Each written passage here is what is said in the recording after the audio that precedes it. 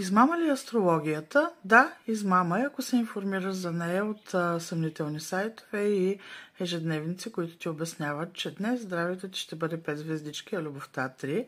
Всъщност, мили приятели, астрологията не е това. Астрологията е много древна материя и наука, която борави с изключително точни математически изчисления и се базира на познанието за планетите и тяхното въртене около Слънцето.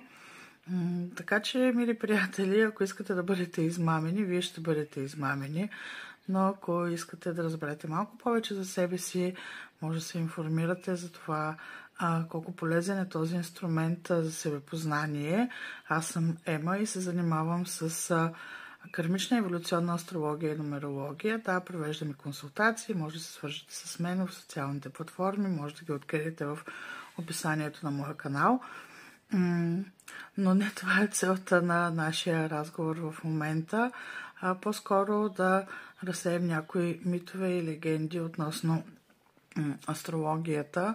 Друго нещо, което изключително много ме дразни мен е да си мисля, че съм врачка, както и първоначалното лошо отношение на хора, които не ме познават, срещат ме в живия живот, в ежедневна среда, в която аз също като един обикновен човек имам нужда да се видя с приятели, да пия кафе, да отида на романтична среща.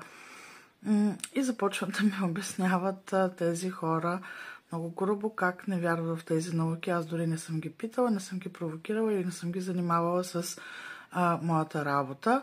В такива моменти се случва да ескалирам и да им споделя, че всъщност дори да не вярват, те всеки ден живеят спрямо принципите на астрологията. Най-малкото се съобразяваме с това дали е пролет, дали е лято, дали е есен или зима, дали е ден или нощ. И това е всичко свързано с въртенето на Земята около Слънцето, въртенето на Луната. Така че, мили приятели, дори да не вярвате, вие живеете спрямо тези божествени принципи, както и да не ви харесва.